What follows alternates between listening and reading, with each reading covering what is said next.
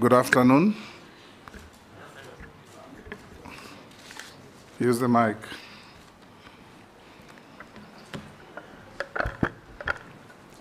Good afternoon. Good afternoon, Speaker, sir. You are Mr. Eric Murithi Muga. Yes, sir. How do you pronounce the last name? Muga or Muga? Muga. Muga. M-U-G-A-A. Muga. Yes. Very good. Welcome to this Committee of Parliament. Have you ever appeared before a Committee of Parliament? No. No. This is your maiden appearance. Yes. Welcome to Parliament for this process of approval hearings. We are going to engage you for the next 1 hour or so to assess your suitability to take office that you have been nominated for appointment. This is a committee of appointments in Parliament in the National Assembly. I'm the Speaker of the National Assembly. I'm the Chairman of the committee. On my right is the distinguished Deputy Speaker, Honorable Gladys Boss. The left is Mr. Ndombi. He is one of our deputy clerks. I will invite members of the committee to introduce themselves, starting with Honorable Naisula. Naisula Lesuda, MP Samburu West. Kimani Shongo. Nelson Koech, MP Belgut. And I'm David Kosing, MP Poko South. Gikaria David, Nakuru Town East. Mase Mary, Teso South. George Gitonga Murugara, Tharaka. Owen Bayer, Kilifi North. Robert Mbui, Kadhiani. Stephen Mule, MP Matungulu. Rehab Mukami, Nyeri County. And I'm Caleb Amisi, Caleb Amisi, Sabot.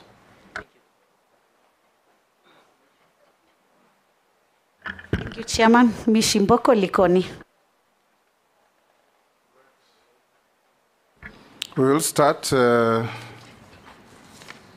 Eric, we'll invite you to introduce yourself. Tell us your name, your educational background, your work experience, your competences,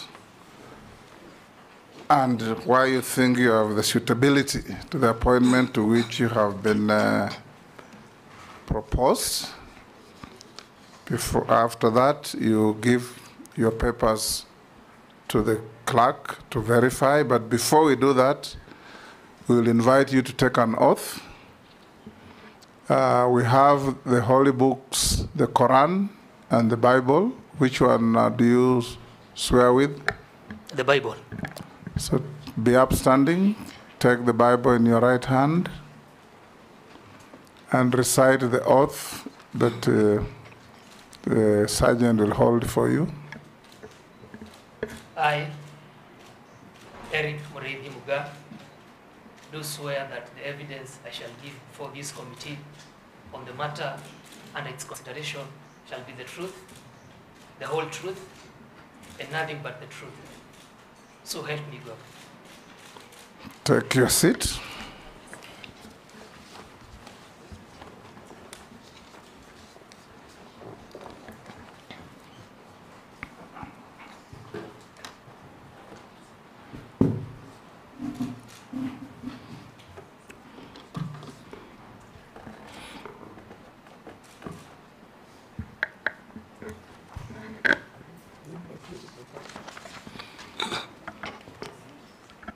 You've given her your papers to bring to the clerk.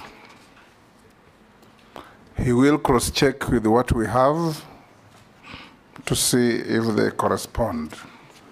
So start by introducing yourself, your name, your educational background, your work experience, and your competences.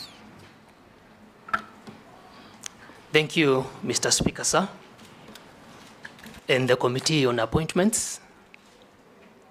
I'll start by thanking God for this opportunity to sit in front of the esteemed members, and also the President for giving me an opportunity on this nomination.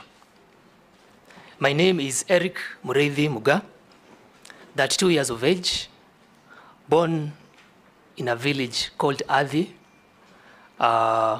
which is in Igembe South constituency, Meru County. I went to Athi Primary School, which is a walking distance from my birthplace, and did my KCPE in 2005. I performed well and enrolled in Lenana School, where I sat my KCSE in the year 2009. After that, I performed well. I progressed to the University of Nairobi, Faculty of Architecture and Engineering, where I did a bachelor's degree in civil engineering and civil and construction engineering. I performed really well. I got a first class amongst my colleagues, and upon graduation, I got a job that relates to this docket of sanitation and irrigation in a company called Mangat IB Patel Consulting Engineers. This is one of the leading consulting firms in this country.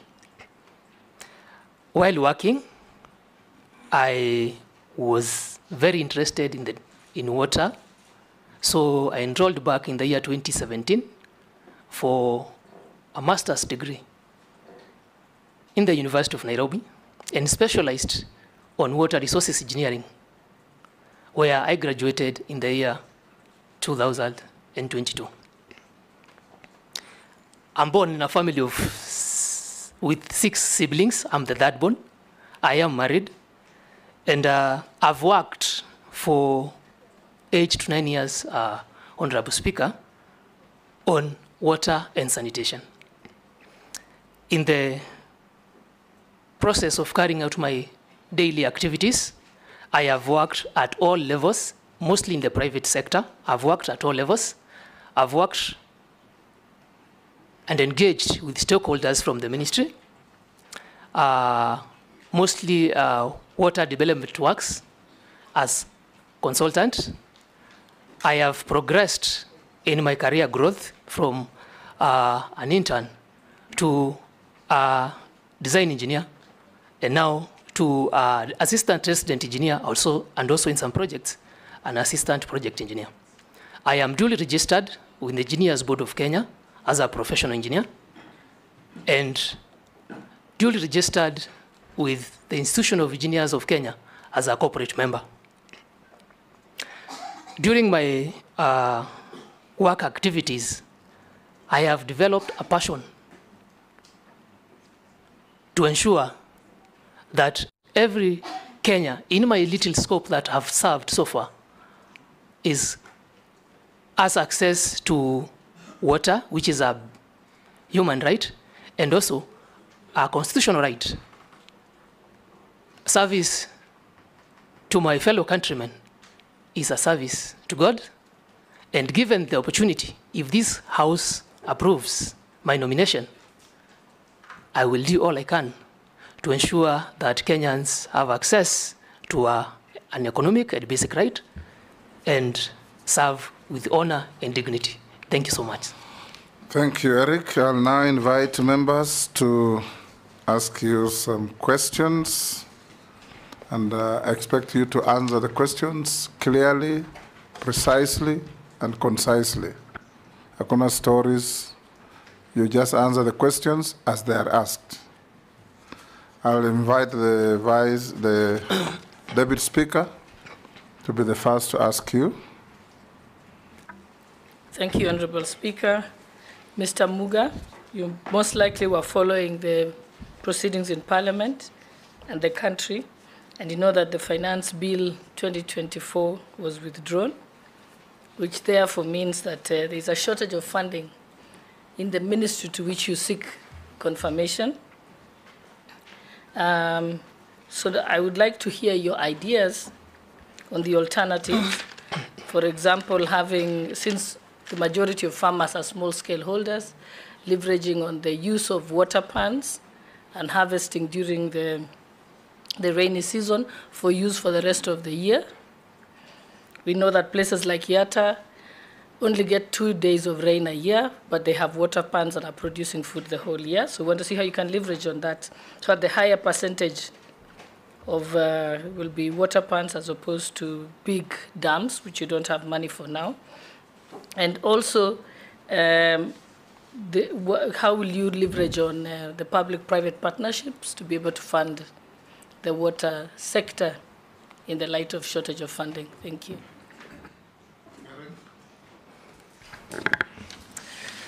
Thank you, Speaker, sir. I would like to respond to Honorable Gladys Boss' question on the rejected finance bill and shortage of funding. The Ministry of Water, Sanitation and Irrigation has 2 state departments, the State Department of Irrigation, State Department of Water and Sanitation. The 2 state departments, the State Department of Irrigation has had a budget cut of almost 1.7 billion. The State Department of Irrigation and Sanitation and Water has had a budget cut of 2.7 billion. That means we can't really develop large-scale dams, as you have correctly stated, and we need to raise funds.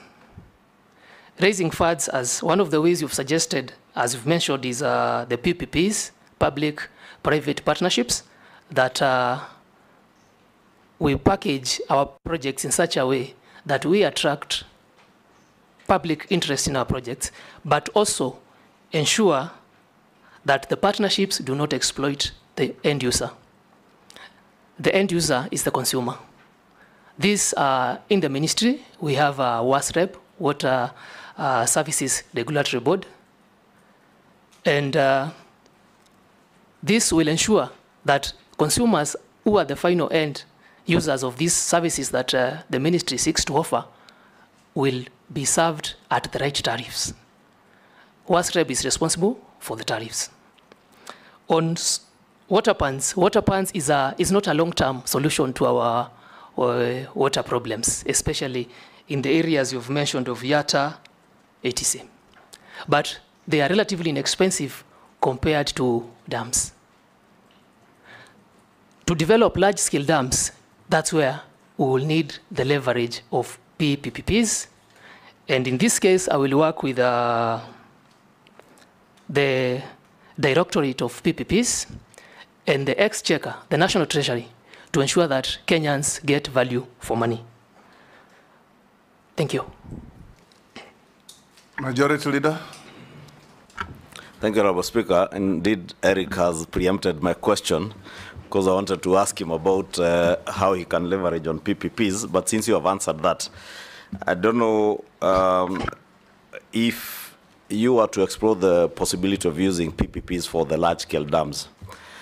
Do you, in your opinion, think there is also an opportunity to leverage on the development of dams together with using those dams for agriculture and leasing land for large-scale farming, where you can get investors who will want to lease land for large-scale farming and at the same time develop land, develop the dams for use in the irrigation projects, and the same dams can be used to provide water, as you said, to end users at a rate that will not exploit the Kenyan consumers of water.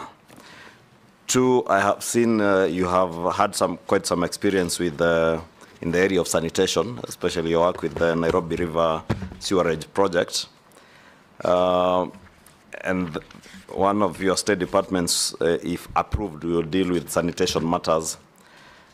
How do you intend to deal with the issue of pollution? Working again together with the Ministry of Environment. Do you see any opportunities around that space? Thank you, Yes. Speaker.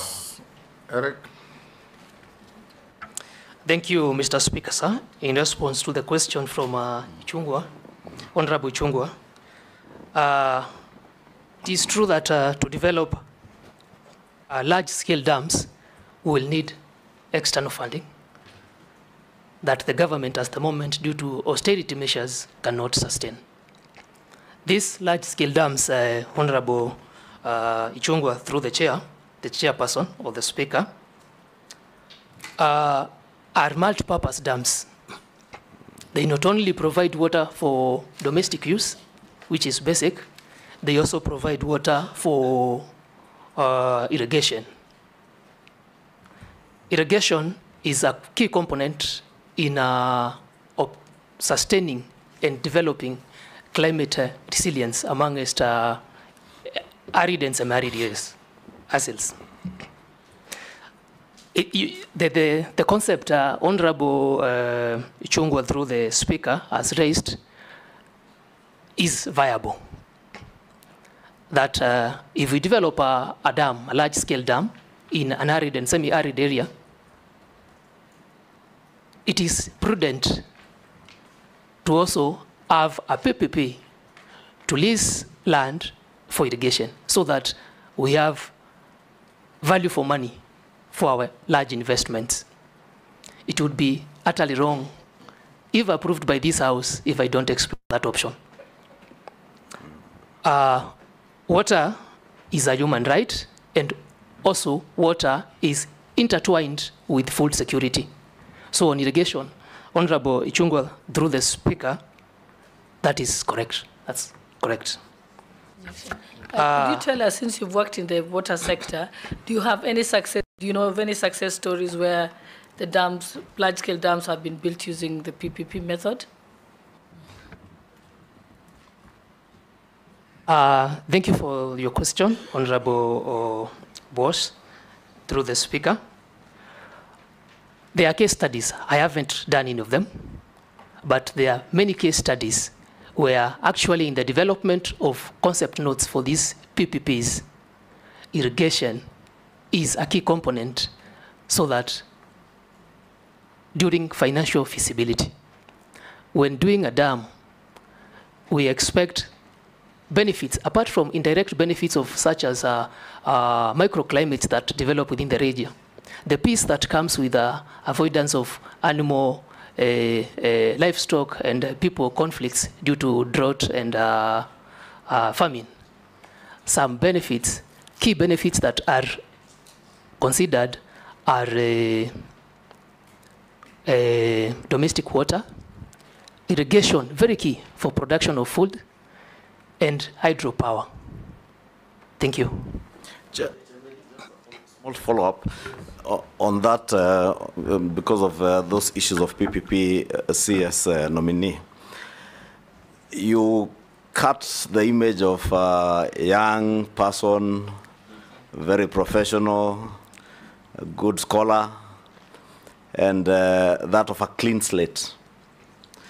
You'll be getting into a space in the public sector that over the years has been marred by corruption. I see you shaking your head.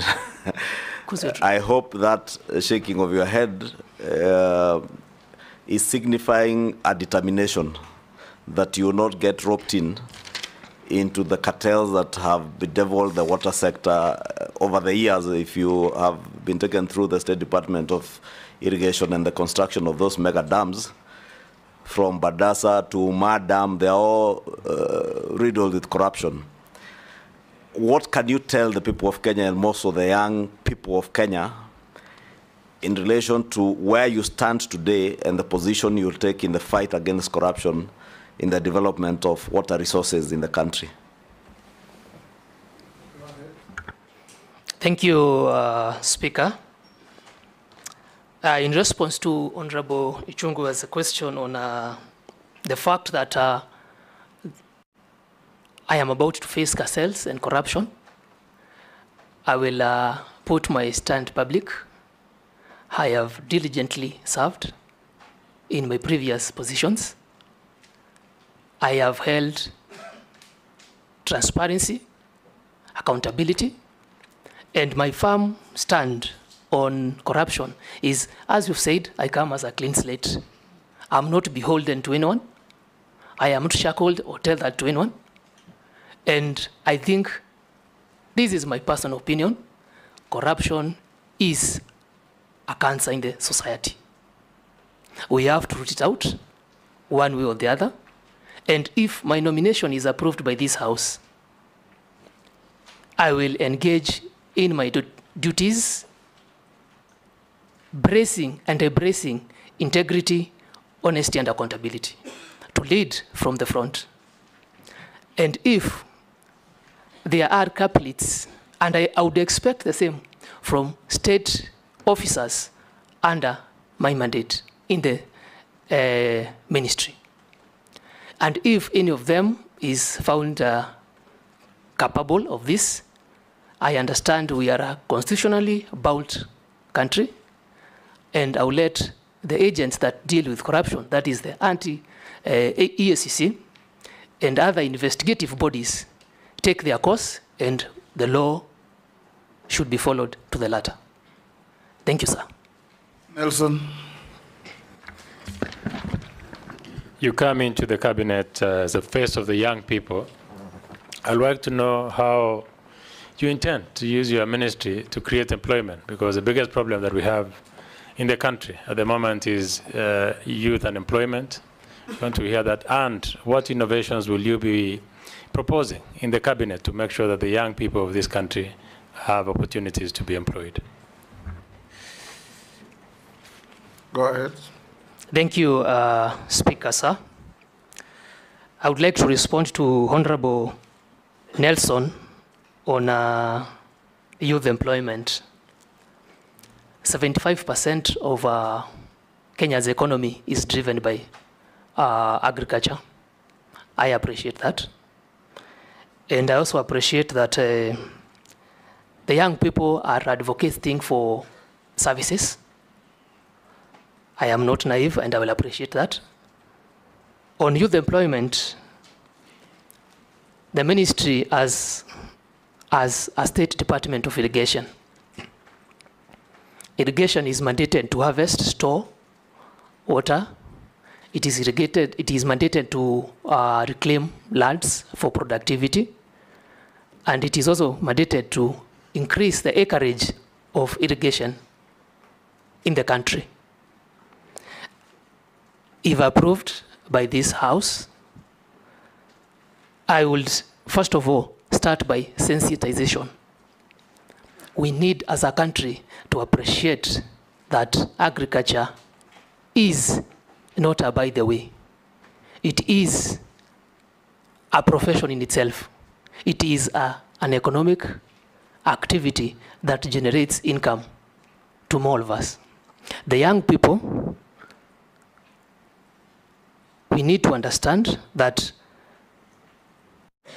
since high school, I would work with other ministries, such as the Ministry of Education, that projects such as micro irrigation that the ministry is rolling out, whereby we sink boreholes, pump the water to an elevated tank, and give the opportunity to clubs, like 4K clubs, to irrigate land for subsistence farming. Those activities are being coordinated with agriculture teachers to inculcate that and train the young people, who I understand approximately 800,000 to 500,000 young people are getting out of tertiary institutions. If they have this prior knowledge, and when they come out, I will advocate for private entrepreneurs to further these skills acquired at school level, while the ministry's job would be to provide water for irrigation. On innovation, we as a country, we have to embrace the fact that technology is changing every day. Technology, changes in technology comes with new ideas, brighter and better ways to do activities. For example, in the ministry, I have been involved in water service providers distribution networks. These networks, most of them are people depend on memory to remember where the existing lines were, how they were done, when they were done. So I would encourage innovation in activities such as modeling, which will empower and employ young people in these water service providers, to forego and to eliminate dependence on people's memory. Technicians depend on memory to tell you where the pipeline is. Smart meters in these WSPs, where these meters are GSM enabled, creating more opportunities for the youth. And if I find an opportunity to sit in the cabinet as approved by this house, I would also be a champion to developing policies, not only in my ministry, but in other ministries that include and take care of public participation, especially the young people, inclusivity, and that their opinions are heard and they find the final decision or the final policy that is adopted as a country accommodates their issues. Thank you. Thank you so much. Naisula. Thank you, Speaker. Mr. Muga, my question is, if you are found suitable by this committee and the National Assembly to be the CS of water, sanitation and irrigation, how will you balance the thin line between completion of existing and ongoing projects and starting new ones? And you should just have in mind, if approved, these members of parliament and many others who are not here will be knocking your door, saying there's this project in my constituency, and I want to know whether you'll also be intimidated. Some of these members who are third-timers, fourth-timers, older than you, bigger than you. Please, Kenyans would like to know how you'll be dealing with that. Then the second question is, I want to pick your thought on the many water agencies we have in this country. We have them in Regional Development Authority, we have some under the Ministry of Water, and what purpose they serve. You know, they're all serving the same communities. We're giving funds to a certain regional development body. We're giving another one to a water agency. The money for development is lesser than the recurrent expenditure. I want to pick your thoughts whether that is a prudent use of resources for us as a country. Hold, Eric will take another one. Posing. Thank you, Speaker. For the nominee, I don't know whether you know what you are almost, should you be approved, where you're going, but the kind of industry you're going in. And maybe to help Honorable Chair and Chairman and Speaker, two things. One, there are dams which are already built, and some of them are 50% in this country, big dams. Some of them 50%, some of them 60%, 70% in terms of completion. And an example is one which is in my county.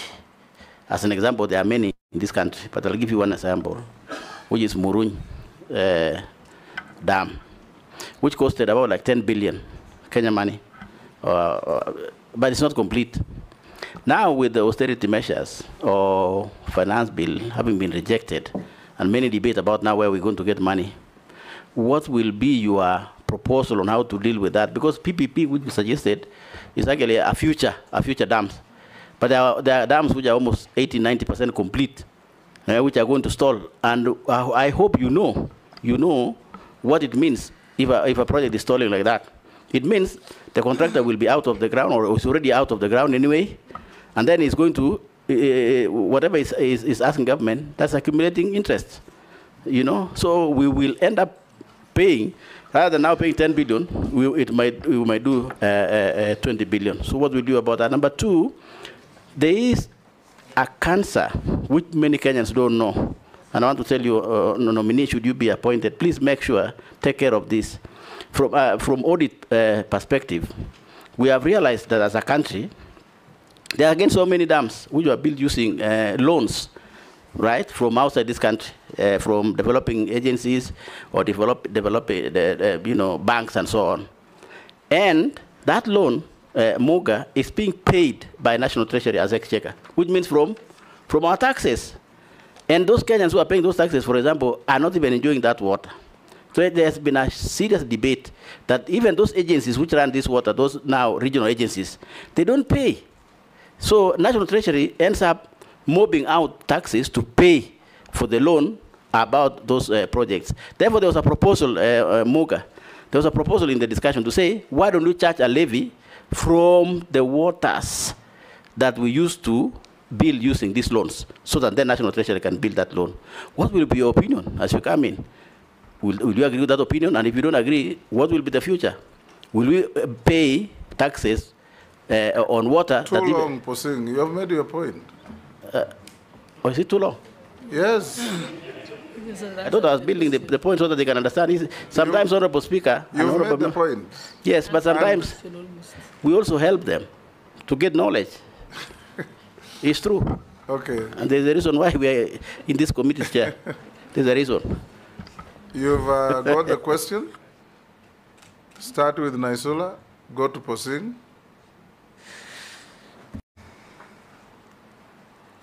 Thank you, Speaker. If I may respond to Honorable Naisula's question, on the lean line between completion of projects and starting new projects. As I initially stated, I am well aware of our austerity measures. However, projects that have been started have already, Kenyans and the taxpayer has already sunk money in these projects. Honorable Naisula, through the Speaker, my target would first of all to complete these projects and ensure that Kenyans get value for their money. How do they get value for their money? Through connections. The only proof that we are truly working as a country towards achievement of Vision 2030 of 100% water connectivity is by completing the projects and actually having connections to Kenyans. I agree it's a thin line between, because the House members may want new projects in their areas.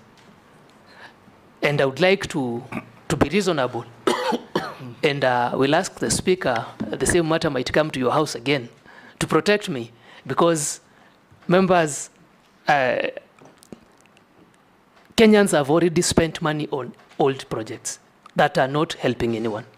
Unless we complete this, then we'll have a chain of incomplete projects throughout the country. And the Vision 2030, and well aware that water is one of the SDGs, Sustainable Development Goals, we will not achieve that by 2030. The second question from Honorable Naisula through the Speaker was on my thoughts on the many water agencies we have in this country. Our constitution is very clear, and the Water Act 2016, on the establishment of institutions that are required to man and manage the water affairs of the country. In case there is need to review this, I will be open to advisement through, of course, consultation, because I'm a team player, and wide research to see whether we can channel that to a centralized system that is easier to monitor and save the recurrent expenditure that Honorable Naisula is worried about. Will members intimidate you? If I may answer the question, Honorable Speaker, I think don't look at the size and and think you can easily intimidate me. So I'm comfortable in my shoes. I think I have proven that for many years that I've lived. Thank you. Or, want to answer? Honorable Kosing, through the speaker, I would like to make it clear that I'm well aware of his dam. He has been vocal about this for many sessions in the House and in the previous, my predecessor, who was vetted on nominee on water. And I understand that his dam is approximately 50% complete. He has stated that almost 10 billion Kenya shillings have been sunk into the project. And now we are facing austerity measures, and this dam was not one of the PPP projects. And I'm also aware, as he said, of the costs that incur when a contractor stops work, claims that come, that are expensive to the exchequer.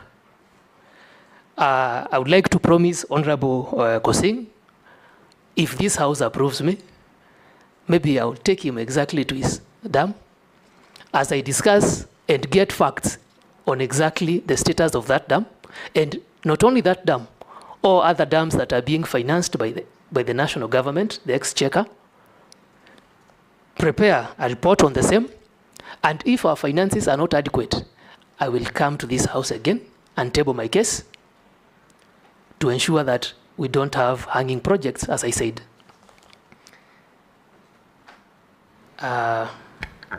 His second question was on loans that were taken by water works development agencies that are being serviced by the exchequer. I am well aware that the Ministry, Department of Water and Sanitation, is approximately, has a loan of approximately 225 billion. This came up in the sense that projects were done, and water being a devolved function, these projects were handed over to county governments through water service providers. I have been in this industry with water service providers for a long time. Now, the status is the water service providers, most of them don't break even in their collection during billing. So there's no money remittance to the water development works that should trickle back to repayment of these loans. I can promise you, if this House approves my nomination, I will work to strengthen our water service providers' institutions. I understand, and I am well aware, it is a burden to the exchequer, and we will work to ensure that these water service providers reduce their non-debit water, increase their billing, increase their last mile connectivity.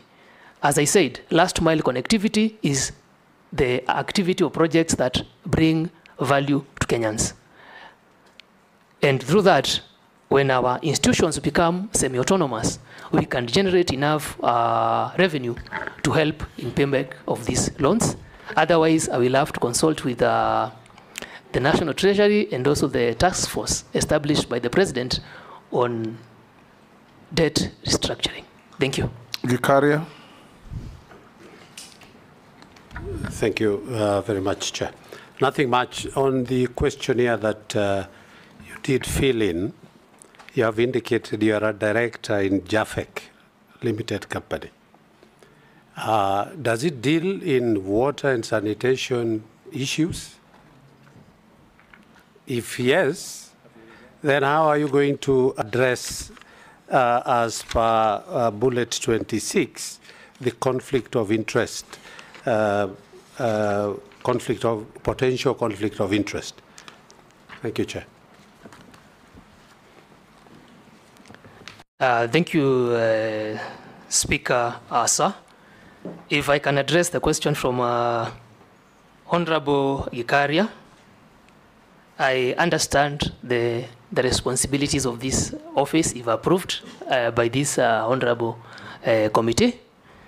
And yes, JAFEC is a group of like-minded engineers, very bright, to be honest. And if approved by the this House, I will have to take a step back from that. Under the conflict of interest, as I said earlier, I have given my word that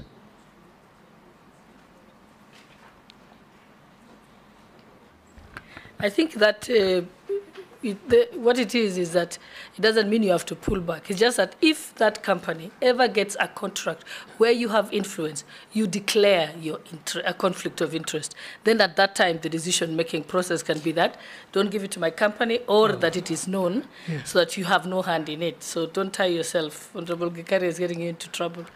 No, Thank you. I appreciate what you have indicated, because what I expected is that he will declare his interest and maybe vacate. So, Eric, be very concise. He asked, are you a director of this company? Yes. Yes. Does it deal in the water sector? If the answer is yes, then you go to the next issue. Thank you. Yes. Yes. So, to confirm, I'm a director in that company. The company deals in water, sanitation, buildings, etc. Okay. Robert Mbui, you'll pass. Owen? Looking at your CV, Mr. Muga, our nominee, I see that you have done extensive work in Kilifi. Thank you very much for that kind of work. I'm a young person, not young really, but I want to ask you this question specifically, that you understand that environment. Water from Kilifi comes from Baricho. Baricho is on the lower side. For water to come to Mombasa, the water needs to go up. So this is one of the unique cases in Kenya where you have water has to go up instead of gravity. The cost of electricity there is exorbitant, is very, very high. And the people of the coast actually have issues with power that is used for production of water. Now, the water is a constitutional right, but the cost of producing that water is very, very high, and therefore leading to high electricity bills with Kenya Power, and sometimes water is disconnected because of very high. What would be your solution to solve that problem, especially for the whole of coast region, where water has to be generated, has to be pumped up using electricity? What is your practical solution to that problem? Hold, Eric, yes, Murugara. Take those Yes, two. thank you, Mr. Speaker. One question. Eric, Kenyans have waited for water for the last 60 years with abated breath. Millions of households everywhere are waiting for water. And they now look upon you, if approved by this House, to actually give them water. What is your word to them?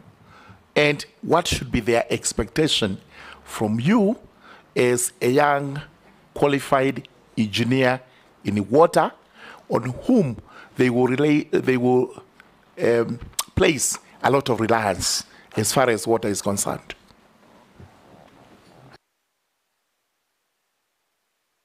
Thank you, Speaker. In response to Honorable Owen's question, first of all, I will acknowledge that I've even met you. I've worked extensively in the water distribution network in Kilifi.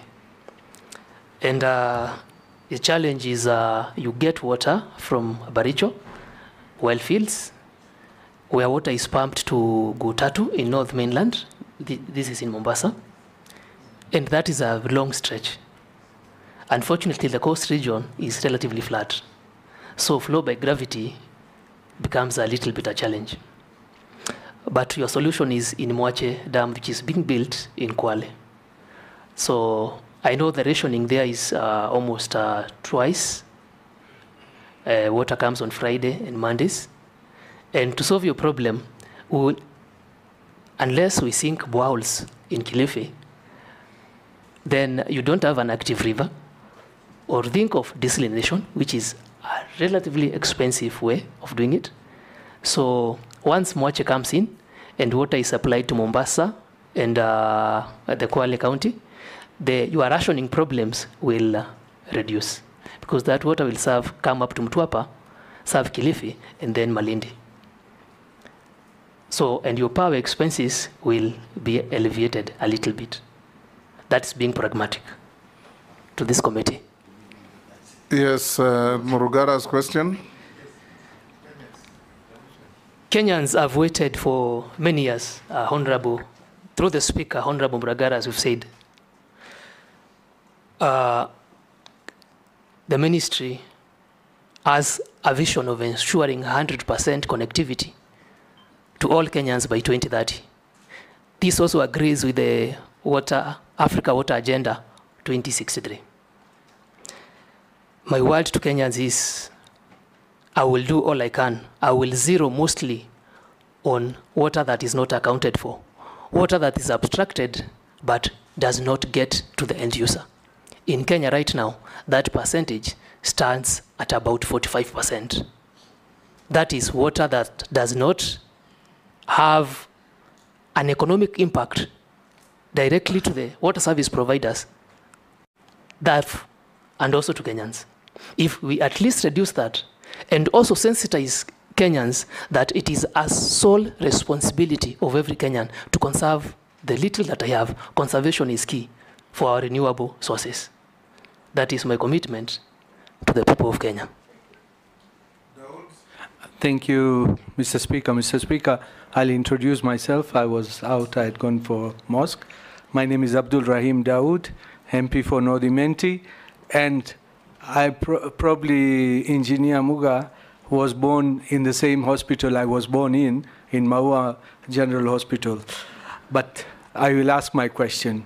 At different times. At different times, yes. A span of more than 25, 30 years. He's like my son. Ms. Engineer, you know, I'm hearing dams being built everywhere. But in our region, we've been told about the Kianjuri Dam, which will take water up to Tharaka. Not just Meru County, it will go up to Tharaka, maybe even Embu. I want to know, once you get in, you're talking about the existing which are there. If you come to do ours, will it be in this lifetime or maybe another lifetime? Second, there is a project which has been ongoing in Meru, sanitation, because sanitation is your forte. Sanitation, we've got Meru sewage plant, which has been built for the last 5 years, and it is never being completed. We need sewage everywhere in this country, plants. We need to get it out of towns. What do you envisage to do when you're there? And the last one is, you have talked about boreholes. I don't know if you're aware, in Nairobi, there are 6,000 boreholes. Only 2,000 are licensed. 4,000 boreholes are not licensed. Is borehole the way to go to get water when the aquifers are already dry? So how would you approach that, and how are you going to control it? Thank you, Mr. Speaker. Mary Amasa, let's take the next one. Through the chairman, I have just one simple question to the nominee.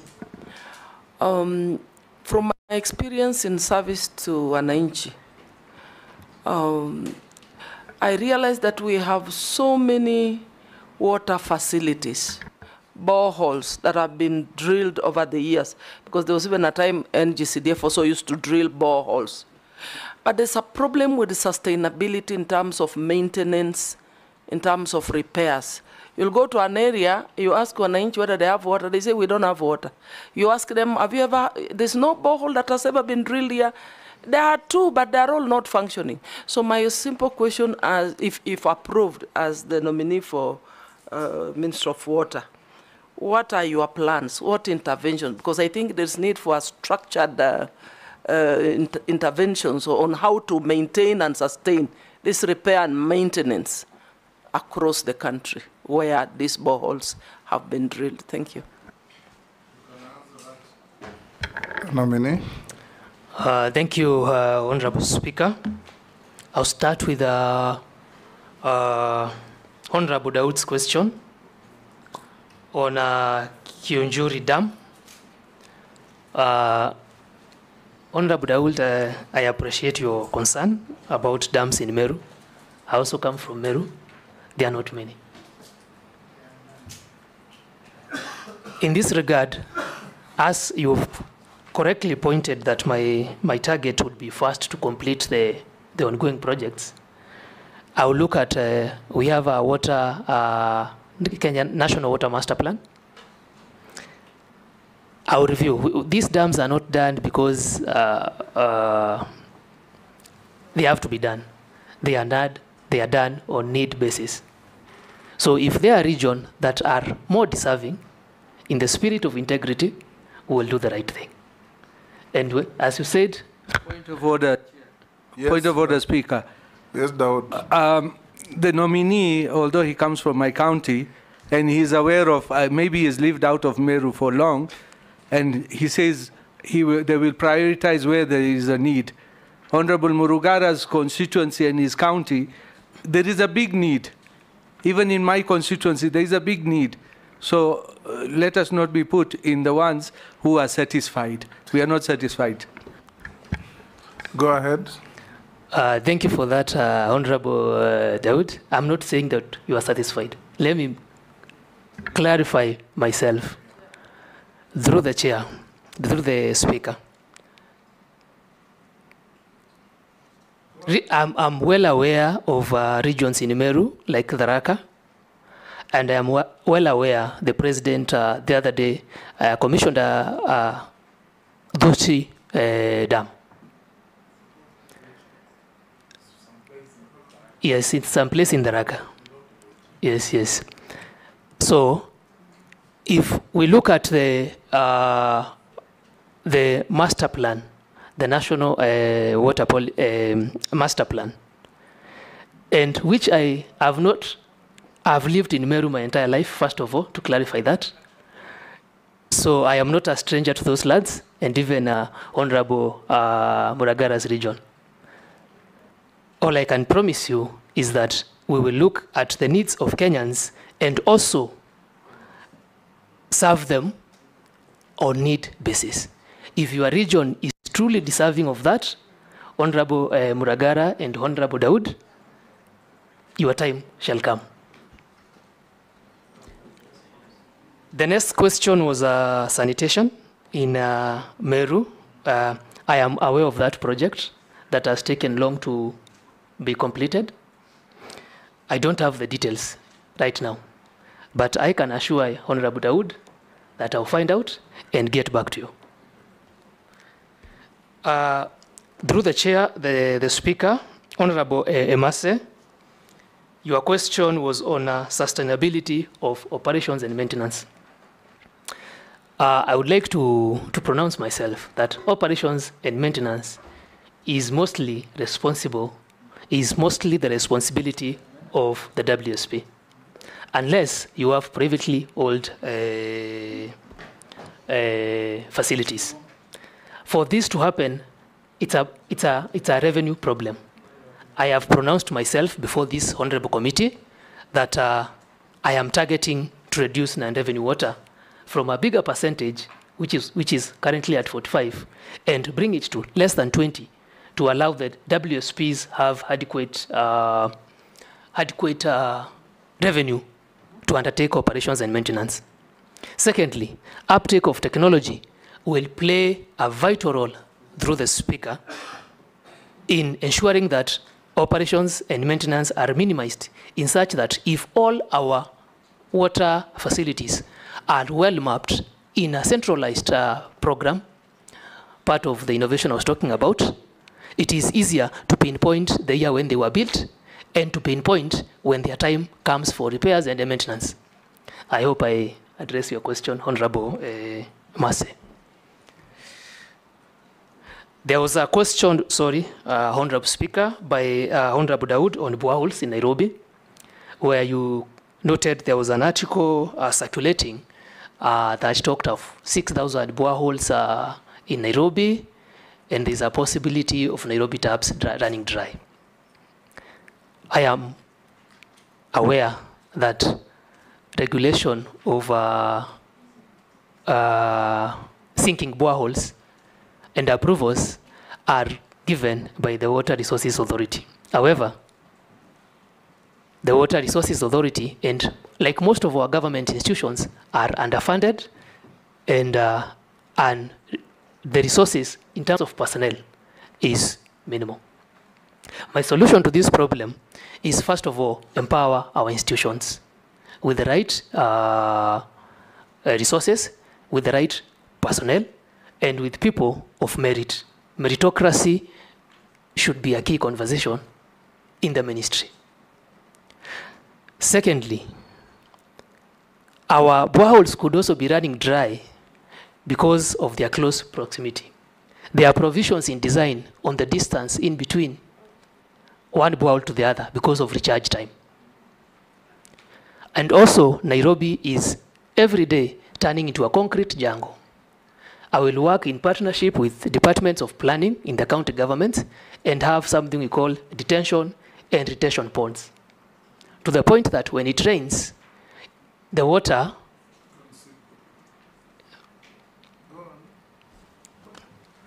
Okay. Go on. Okay, thank you, Honorable Speaker. I thought you were interjecting, sorry. Retention and detention pods are recharge areas for aquifers. You realize when it rains in Nairobi, our roofs direct the water to the drains. And the water flows very fast past at the river, and it's gone. There's no seepage. So detention and detention dams are some of the ideas I would like to bring to the ministry, whereby, working in conjunction with county governments, we have parks specifically to hold that runoff. In fact, Eric, under Schedule 4 of the Constitution, you are empowered to formulate policy for the country for protection of water, securing sufficient residual water, hydraulic engineering, and the safety of dams. So you have a duty even to guide counties. What Daudi is saying is true. In Nairobi, boreholes some are even 50 meters apart, if even less, everywhere.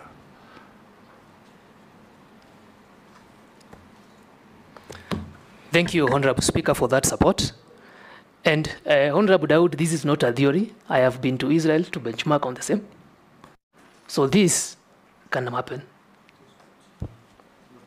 Amisi? Thank you, Mr. Speaker. Mr. Speaker, to the Honorable Nominee, I understood that you said you are 32 years of age. So in the demographic bracket, it puts you at the millennial, just like me. I'm a millennial. Yes, he's actually a millennial. Yeah, he's a millennial. The last of millennial, yeah. Yeah, he's a millennial. I think I belong in the middle of the millennial. Yeah, so you are basically closer. You are the closest the Gen Zs can come to. And that puts you like a control experiment in the management of the nation. A point whereby if you succeed, the young people feels that, yes, we can do it, one of our own did it. And if you fail, that is the end of the young people's agitation in this country, because you will give a mark that even if you are given a responsibility, one of your own was there, and this is what he did. You understand that's a very, very important position you are going in. And that marks my question that what is this managerial experience that you bring to the ministry that you are going in? Then secondly, there is a drought problem in this country, and the water harvesting has been suggested as one of the ways of combating, just to mitigate the effects of drought on the supply of water, and especially to schools, because you see members of parliament running helter-skelter in town looking for water from all the ministries and parastatals. It's basically the problems of water in schools. How do you intend to mitigate the drought area and the supply of water to schools across the country? I want you to juxtapose that one with the presence of Lotikipi. There is a Lotikipi aquifer that can supply, it has been found out that it can actually supply underground water for 70 years to this country. How do you plan to utilize that? Thank you. Hold, Eric. Mukami has nothing. Mishi? And Honorable Speaker, yes, just as to say that these questions were actually sent to me by Gen Zs. Mishi? Yeah, thank you, Honorable Chairman. Honorable Chairman, my question is to the nominee on how he's going to navigate complex geopolitical dynamics to forge equitable agreement on shared water resources. I'm citing some areas, like for instance, in the coast region, we have the Mwache Dam, we have the Marere Spring, which is shared between Mombasa County and Kwale County, and there have been some rift or rather some conflicts. I'm also looking on the Mzima Spring in Taita Taveta, which is also being shared by Mombasa County and also Taita Taveta County. And most of the time there are some issues, and that is why we have not realized the Mzima Spring too, because they are undercurrent politics. So how are you going to navigate on this issue so that there is harmony and there is assurance of having access to water to our Kenyans? My other question is, right now, currently, agricultural productivity is not matching with our growing population, resulting in higher dependence on food imports. And one of the reasons is that we are still on dependence on rain-fed agriculture. So what kind of interventions are you going to do to ensure that, at least as Kenyans, we have food sufficiently? Lastly, are you still believing that the Kenya Kwanza government is going to realize one of the key pillars on building of 1,000 dams? And what is the status right now? How many dams have you realized right now? I thank you. Yes, Maridi. Tell us what you know and avoid what you don't. Yes. Thank you, Honorable Speaker. I'll start with the question from Hamisi, who said he's a late mid-millennial. And he's talking about this being a control experiment. I will put it to this House that I could be young of age, but I truly understand the responsibilities on my shoulders. You already said that. Go on. Just clarifying myself to him. Secondly, the drought problem in schools. Some aquifer somewhere. Is it the Turkana one? Two questions. The Lotikipi aquifer, that is the second question. The first question, Speaker, was the managerial experience that you've acquired elsewhere that you think will help you for the new assignment you have, and the supply of water to schools, of course. Okay. Okay, yeah. Honorable Speaker, I would like to respond to Honorable Hamisi's question on experience. First, I will cite that I'm vastly experienced on water and sanitation issues in the country. I have, as I said, I have worked as a team leader, design, etc. This experience does not mean that professionals in the ministry don't have it. I understand that the ministry is not short of professionals, and it is not short of policy. All I bring to the ministry, if approved by this House, is the ethos of the private sector of accountability, transparency, as people have rightfully asked for. And also, I'm a wide consultative person, teamwork. I'm quick study, and I have worked at different stakeholders, down, as I said, from water service providers to water works development agencies. On the question of drought, I will submit to this House that it is unfortunate we have the same thing happening year in, year out. I would like to be a change to that if approved by this House, because I don't believe in active maintenance. I believe in proactive. If we know a certain school, say in Oloitoktok, has water shortage problems. It had it last year. It had it last year, but one. Then we are supposed to learn as a ministry. Solution to this would include immediate solutions, would include, first of all, gutters, simple solutions. Before we quantum leap, we have to start from the basics. Install gutters in all our primary schools and provide them with tanks to start with. This is taking into account the fact that the population of schools, that water might not be enough. Then the next immediate solution would be, can these people have a borehole that serves the school and the community at large? And then the long-term problem solution, the medium-term solution would be within a region that experiences drought and water scarcity. Why don't we have a water pan, and that water is shared among schools during dry periods? The long-term solution is what I talked of. Our only solution is having large storage dams. Right now, our water storage starts at about 103 meter cubic per capita. The target is to achieve above 1,000 meter cubic per capita in the long run.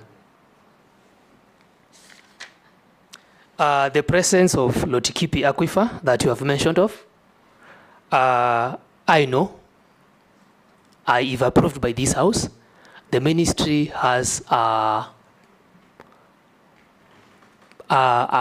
of the ministry departments deals with groundwater. Groundwater is in form of aquifers, as you have rightly pointed. So if this is true, I don't know where you got your data from, the Gen Z who is asking that question. I would like him to provide research, because I believe in research and proper mapping. Then this would have been a game saver, a game changer in those regions. So, but I promise I will work with the department responsible for groundwater harvesting and storage and find out these facts and table it to the members for discussion. Thank you so much, sir.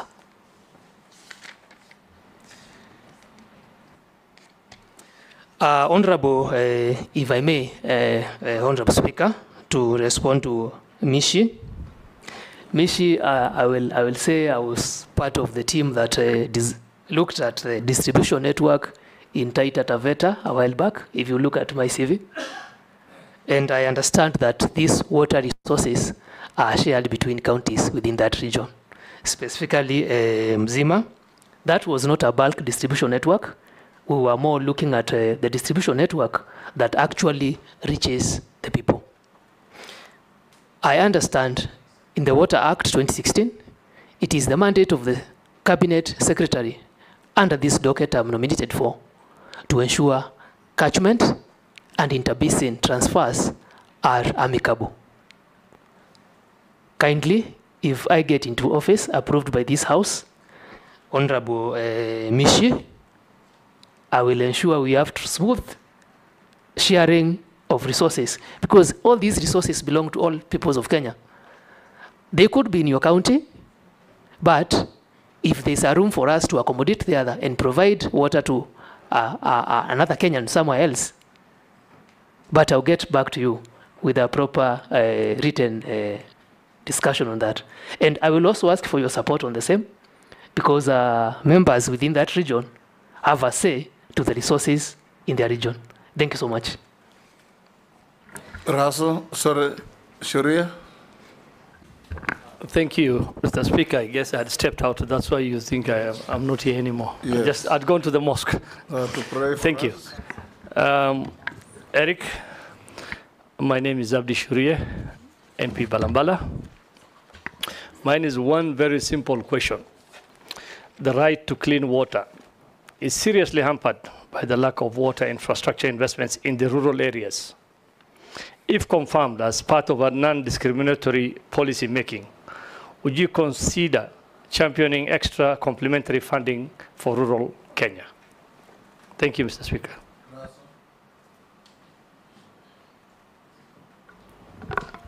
Thank you very much, Honorable Speaker. Eric, my name is Dido Raso. I'm the MP for Saku. Saku is in Marsabit. Devolved function. As I walked in, you say water is a devolved function. If this House approves your nomination, you'll sit at the top, that you'll be the man in charge of water in this land. Then there's no water in Marsabit. Will it not disturb you?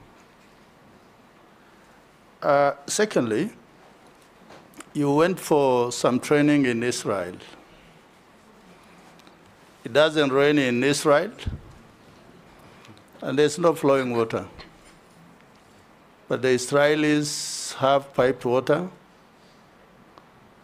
And I think the only water that is evacuated to Israel is from the Nile, from the Egyptians. Egypt, there's no rain in Egypt, maybe once in a blue moon. They live on the Nile, and every household or every house constructed in Egypt actually experiences running water. So when you look at Igembe or even Marsabit, people still draw water from earth dams, or what in the old colloquial we call ponds. What is coming into your mind that if you are given this job, that every Kenyan, wherever they are likely to get some water, maybe some clean water? Finally, it is about Vision 2030. In Vision 2030, it is projected that Kenya will be a middle-income country with some industrialization, and every household will have some water. With budget cut, austerity measures, and also with the clamor that Kenyans should not pay taxes. What is it that is coming into your mind, that how will you be able to navigate that issue of water, because water is life? Thank you, Honorable Speaker. Let's take the last one, Eric Mule. Thank you very much, Speaker. Thank you very much, Eric, the nominee. I've seen your CV impressive at an early age. Eric, being a young engineer and worked in the industry, I know you have been working under the master plan, the National Water Master Plan of 2013, which should be guiding the country. 11 years down the line, Kenyans are yearning for clean water, and they're also yearning for water for irrigation. If you are approved as a member of the cabinet, I want to hear from you. Are you comfortable with the existing master plan? And if you are given an opportunity, what kind of a master plan for water will you give this country so that Kenyans can realize the dream of clean water as quickly as possible? And the second one, what timelines are you foreseeing to finish some of the major dams like Thwake Dam and Umar Dam in Kitui?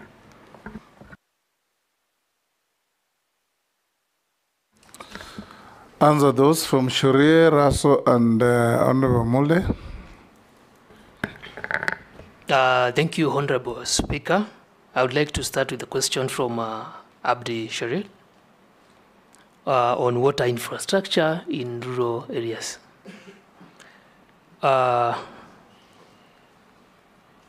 And the funding, whether I would invest more on rural areas.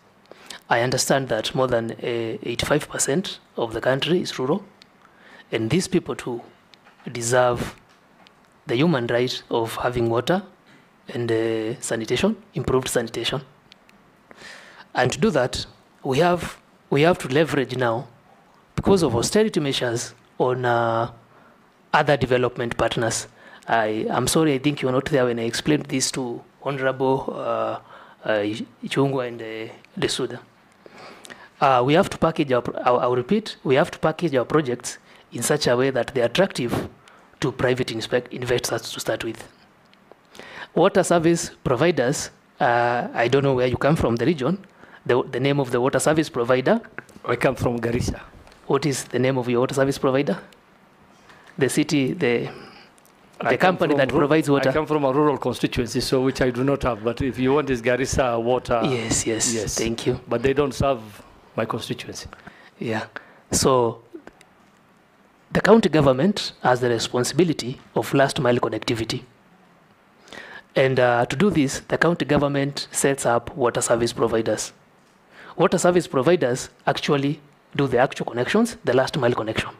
So if you're not covered, I can work in synergy with your county government and understand why the water service provider does not cover your region.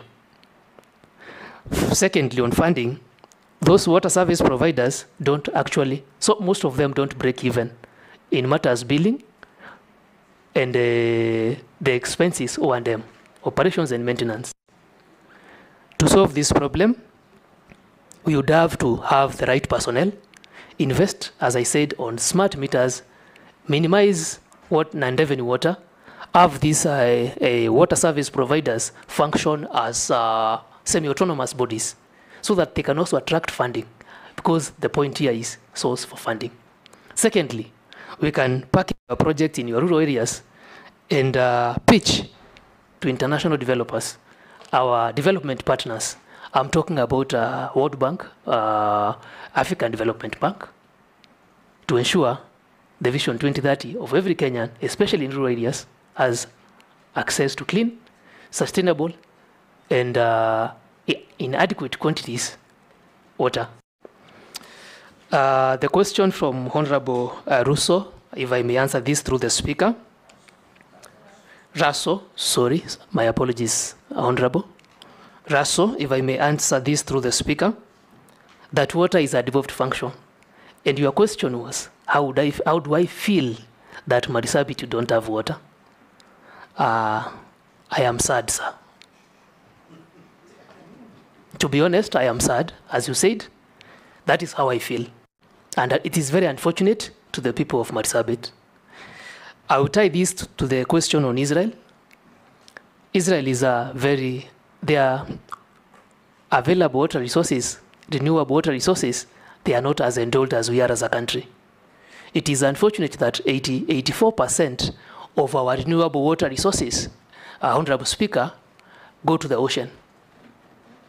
When it rains, we have seen the havoc caused by that water, loss of human life in regions just below your area. And that water is supposed to be, is God-given gift for us to be self-sustainable. To solve that problem, the immediate solution is what I talked about, water pans that are relatively inexpensive. But the long-term solution to that problem are the 100 PPP dams that we are trying to discuss, so that once it rains, we impound that water, have pipe networks to your people of Marsabit, and also enable them. I know Marsabit, some areas are irrigable, and some other areas are really fertile for agriculture. They can do double irrigation without depending on rain-fed agriculture, solving our climate resilience and drought resilience at the same time. So it's a matter of funding. Question from Vision 2030. There was a question on Vision 2030 and austerity of measures and funding. I think I've covered that well. I answered your question on the water problems in Marsabit and long-term solutions. Honorable Mule, there was a question on I've worked with master plans for more than 11 years. as you've said, rightly pointed out, that I will clarify myself. This is my position. What a master plan is a blueprint. It is but a guide. It is not cast on stone. And there are always rooms for adjustments, improvements, and better. Because as we are embracing technology... Point of order, Speaker, probably I need to I'm referring to the National Master Plan for Water, the Kenya National Master Plan, which was developed in 2013 with the help of JICA, which gives Kenya the way forward on how to manage, give Kenyans water, supply water. It has been in place for the last 11 years. Is it working? Because you have been on the field. If it is not working, if you are given an opportunity by this committee and approved, are you comfortable with our master plan, or you need to go back to the drawing board and come up with a master plan which can help? And my second question was, what are the plans for major dams like Thwake, Umadam? Okay, if if you know about them, answer. I want to respond on the... You are not a minister yet. Yeah, I know on the situation of the Kenya Water Master Plan. I've worked with it. The problem is not the master plan. The problem is the funding. And I've discussed that, Honorable Mule, through the Speaker, that the master plans are okay. The main challenge in this country is funding.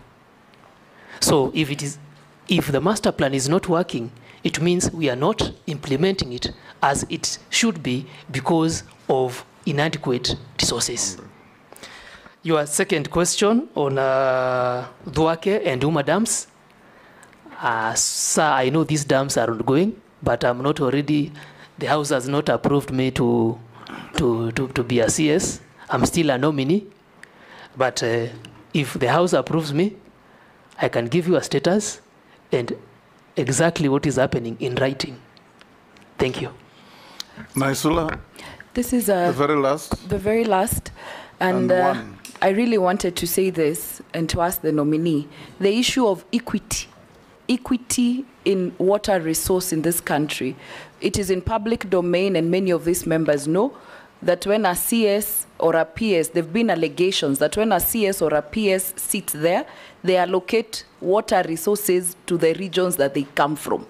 And also we have even seen there were allegations where a CS and a PS were fighting over projects, firing people, moving projects. I want to know how you will ensure there is equity in every part of this country, regardless of how they vote, regardless of where people are, to make sure that water is available in every part of this country.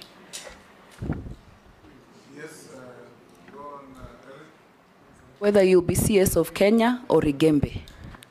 Thank you, Honorable Speaker. If I may respond to Honorable Lisuda, if you ask out there, people who have worked with me, they know my stand on integrity and honesty. I know it's out there. Kenyans will tell you. And I've responded to the same question to Honorable Murugara and Honorable Daoud. When pressed on the question of whether I will allocate them dams. They were very excited that you will be taking water to their region. Burst their bubble. No, I said we will follow protocol. Yes. Okay. Thank you. Murithi? Yes, sir. Let me ask you something. You said you graduated in the year 2016. Yes. Thereafter, you worked between 2016 and 24 on several project positions. Yes, right? sir. Yes. As an engineer working in those project positions, were you required to be registered with the Engineers Board?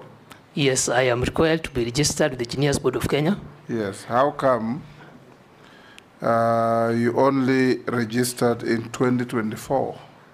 So you're working without registration?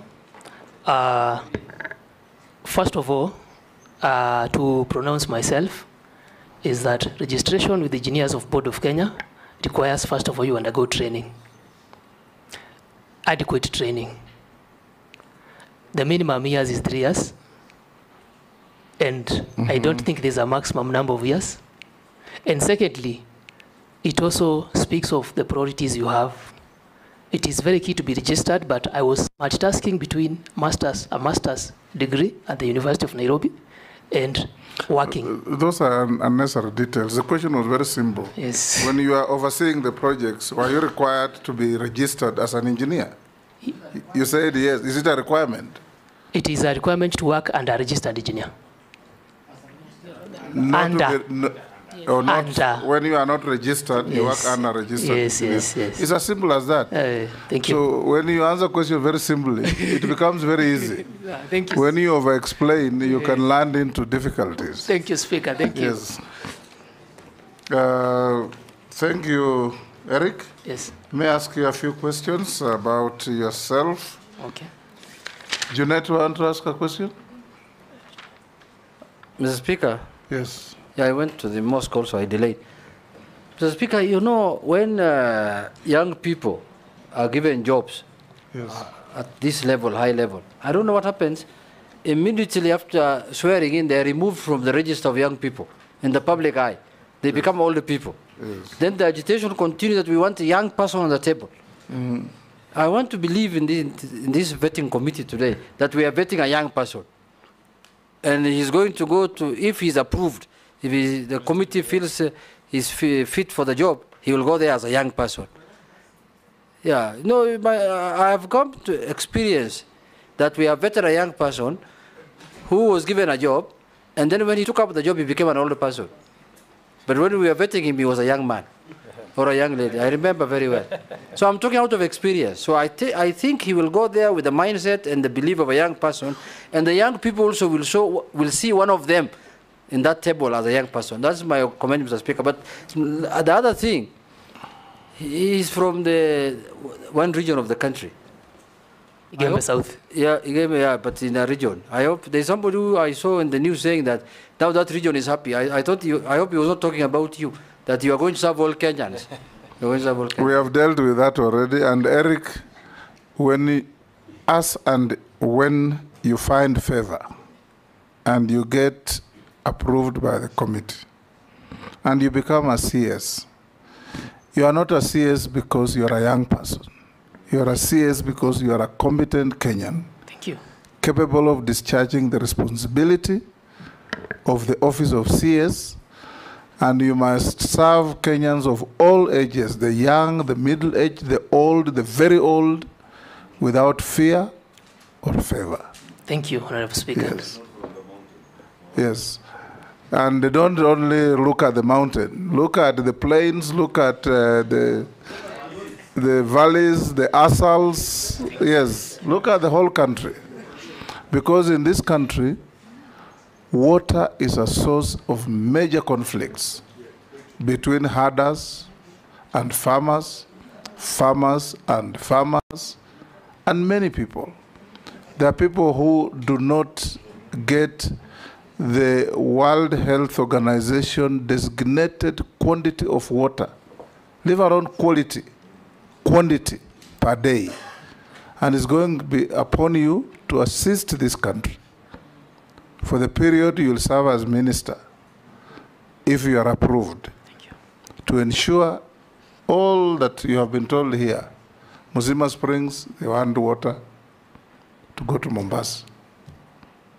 Everywhere people want water. There is something called the Nile Treaty, which is always an elephant in the room for us. 75% of the waters of Lake Victoria come from Kenya. And that water exits through the Nile to Egypt. Yet if you looked at the 1902 Nile Treaty between Egypt, Sudan, and the British, They say the waters of the Nile shall only be used 85% for Egypt, 10% for Sudan, and 5% for evaporation. They didn't even care about the source of the water. The treaty has been amended twice, but is still on the table and causing a rumpus between Ethiopia and Egypt. And Kenya, that feeds the Nile, is also an interested party. So you should also look at that when you get to office. Chairman. Yes. To add on what you have said, the issue of Migingo Island also with Uganda. Yes. Yes, the waters of the lake. Yes, now, Eric, let me ask you, those were my comments. You just take them and go and see how to live with them. Thank you, Speaker, sir. Yes. I've even been to your village. So when you serve people, also go up to every village. Eric, have you ever been mentioned adversely in any investigations on matters of integrity? No, sir. No, sir. Good. Do you hold any position in any political party within Kenya? No, sir. What is your net worth in terms of personal wealth? My net worth is that 1 million Kenya shillings. That 1 million. What is it made of? You've done much better than your age mates. I come from a region that is engaged in farming. Yes. So I've invested in lands and planted crops, tea, if you've been to the region. Yes. Coffee, bananas, and other. Mira. Definitely. Yes.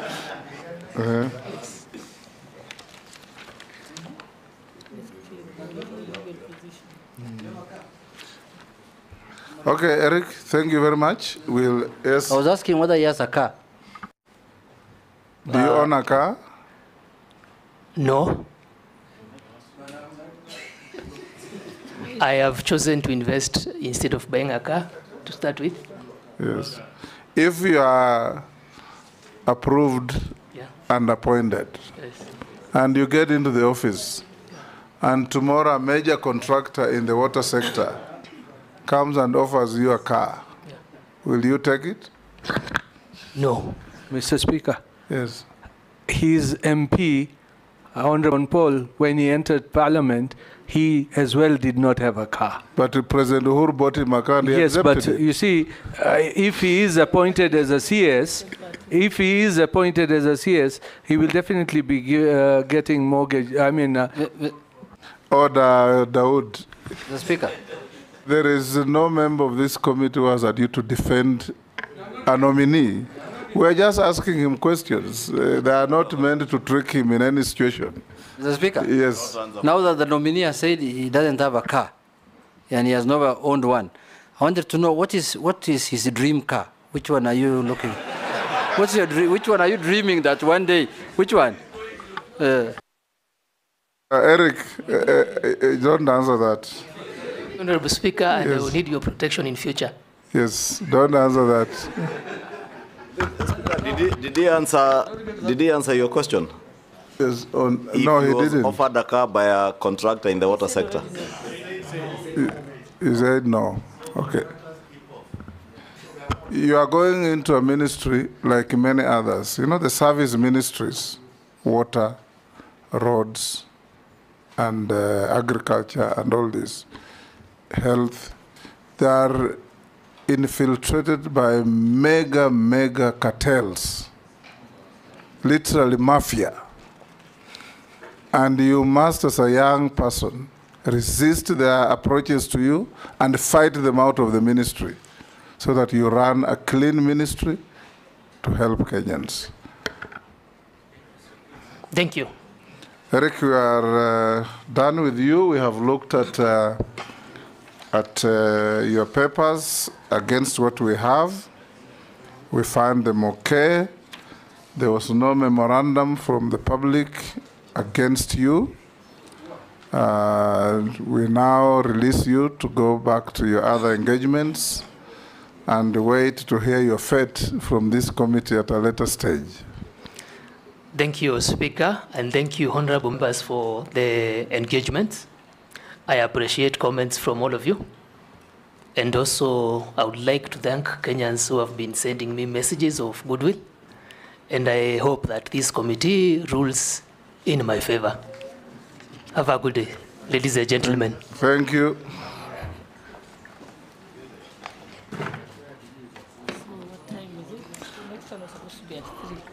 No.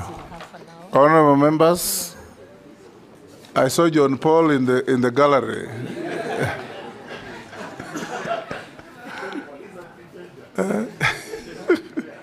Honorable members, we will now break for lunch for 30 minutes. Lunch is also available to the media and everybody else here.